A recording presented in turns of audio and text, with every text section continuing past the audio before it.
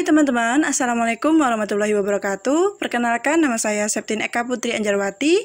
Saya mahasiswi dari Universitas Bengkulu jurusan akuntansi. Baik, untuk pertemuan kali ini saya akan membahas tentang bab 2, investasi pada instrumen ekuitas. Sebelum masuk ke materi, saya akan sedikit mengulas materi instrumen keuangan. Ketika kita bicara mengenai instrumen keuangan, itu berarti berbicara tentang suatu kontrak yang di dalamnya melibatkan paling sedikit 2 orang. Dari kontrak yang disepakati akan mengandung konsekuensi. Nah, konsekuensi di sini bisa berupa adanya kas masuk, atau peningkatan aset perusahaan, atau bahkan perusahaan akan memiliki kewajiban yang harus dibayarkan. Di dalam instrumen keuangan ini terdapat 5 kelompok instrumen keuangan. Yang pertama, aset keuangan, kedua liabilitas keuangan, ketiga instrumen ekuitas, dan keempat derivatif, dan yang kelima pelindung nilai atau hedging.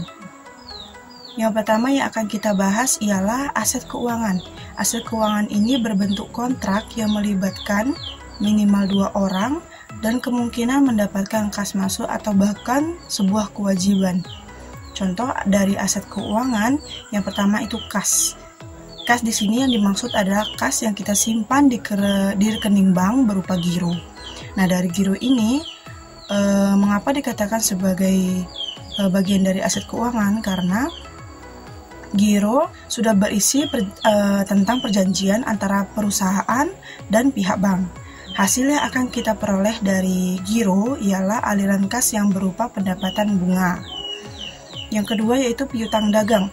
Contohnya di sini adanya faktur karena itu merupakan perjanjian antara penjual dan pembeli. Di dalam faktur itu terdapat syarat dan ketentuan-ketentuan yang telah kita sepakati. Selanjutnya yaitu piutang wesel, di mana kita menerima surat tertulis dari pihak yang berhutang. Yang didapatkan dari piutang wesel itu hak untuk menagih saat utang wesel itu jatuh tempo, sehingga terjadi adanya kas masuk sesuai dengan nilai nominal wesel. Selanjutnya yaitu investasi. Investasi ini digolongkan menjadi 2, investasi pada sekuritas hutang dan investasi pada sekuritas ekuitas. Investasi pada sekuritas hutang itu merupakan contohnya seperti investasi perusahaan pada obligasi. Nah, sedangkan investasi pada pada sekuritas ekuitas itu investasi perusahaan dalam membeli saham perusahaan lain. Pembuktiannya ialah berupa kontrak, adanya sertifikat yang menyatakan bahwa kita telah membeli saham di perusahaan tersebut. Dari investasi tersebut, kita dapat memperoleh, misal kita berinvestasi jangka pendek, berarti yang akan kita peroleh atau yang akan kita dapatkan yaitu capital gain. Capital gain itu selisih antara pembelian awal dengan nilai akhir. Misal kita beli saham tersebut pada harga 1 juta, kemudian 1 bulan kemudian kita jual pada harga 1.500.000. Nah, 500 itu yang kita akui sebagai capital gain. Pada investasi jangka pendek ini jarang sekali mendapatkan dividen. Mengapa? Karena saat pembagian dividen itu seorang perusahaan akan memilah manakah investor atau seseorang yang berinvestasi kepada perusahaannya dalam jangka waktu yang lama. Perbedaan antara investasi obligasi dengan investasi saham, jika investasi saham itu memiliki risiko yang cukup tinggi, sedangkan investasi obligasi tidak terlalu tinggi risikonya, bahkan ada yang tidak memiliki risiko, contohnya seperti investasi obligasi di pemerintahan. Instrumen atau komponen selanjutnya yaitu liabilitas keuangan. Pada liabilitas keuangan dapat diartikan perusahaan kita memiliki kewajiban yang bisa berupa hutang wesel dan juga obligasi. Liabilitas keuangan juga dapat diartikan kontrak yang melibatkan 2 orang atau lebih. Kemudian konsekuensi bagi kita perusahaan yang memiliki kewajiban itu akan adanya kas keluar atau aset yang kita keluarkan. Contohnya saat kita menabung sejumlah uang di bank, kemudian di buku rekening itu tertulis sejumlah uang pada posisi kredit.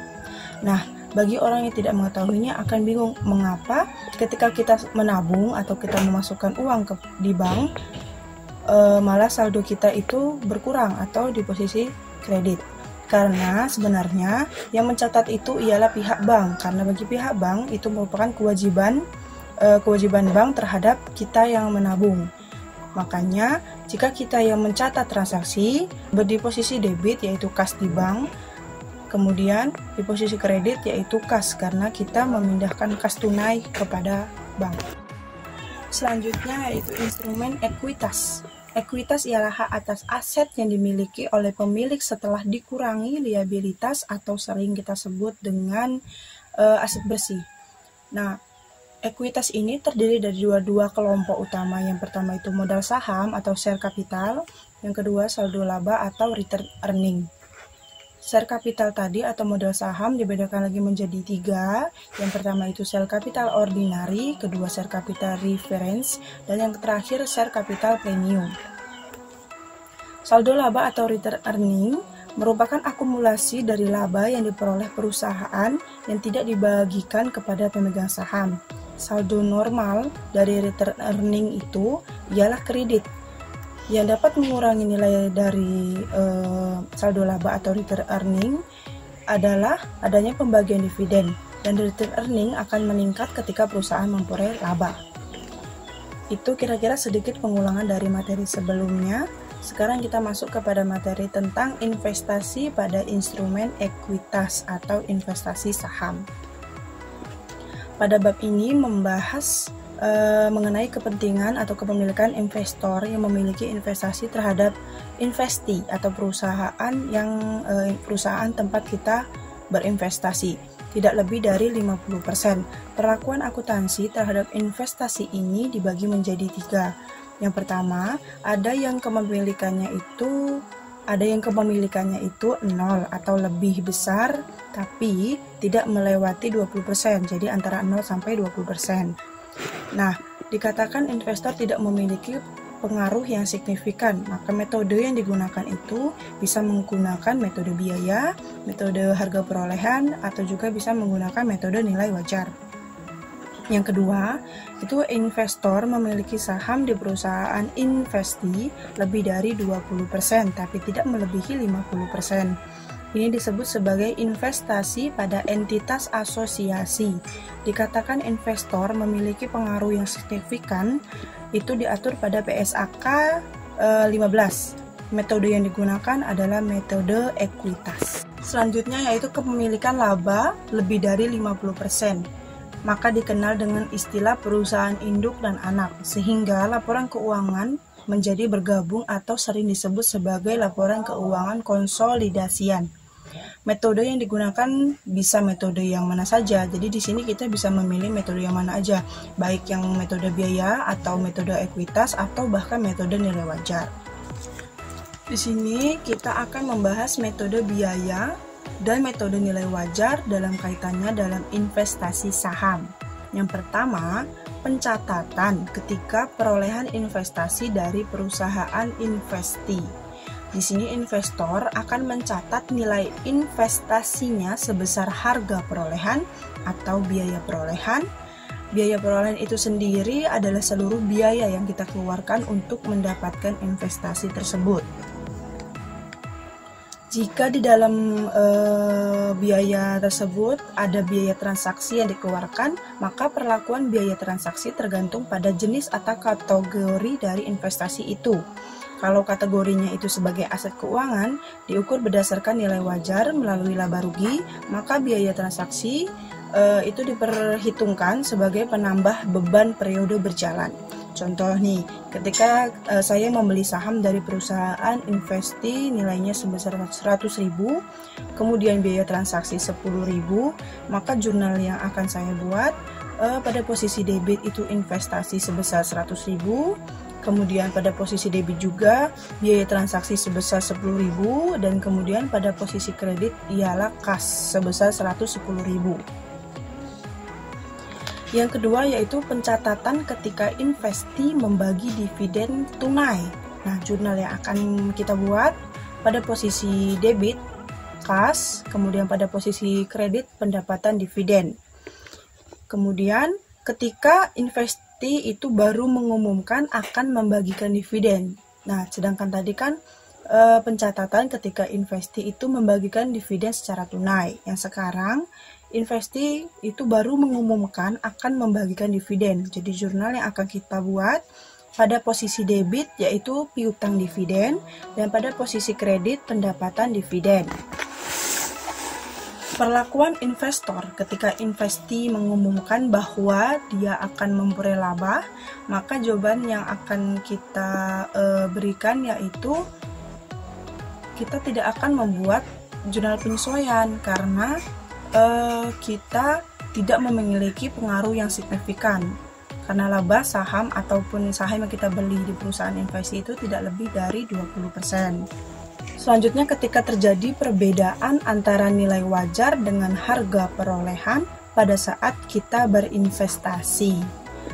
Di sini maksudnya jika metode biaya itu tidak akan melakukan jurnal penyesuaian terhadap nilai wajar pada investasi.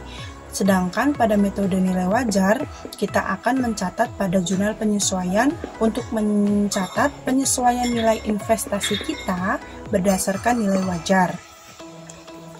Di sini kita akan menjumpai adanya keuntungan ataupun kerugian yang belum terrealisasi. Selanjutnya yaitu metode ekuitas. Nah, pada metode ini investasi yang dimiliki oleh perusahaan itu lebih dari 20% tapi tidak melebihi 50%. Yang sering disebut sebagai investasi pada entitas asosiasi. Jurnal yang akan dicatat ketika perolehan investasi saham dengan pencatatan pada metode biaya dan metode nilai wajar itu sama dengan pencatatan sebelumnya, yaitu perusahaan investor akan mencatat nilai investasinya sebesar harga perolehan atau biaya perolehan.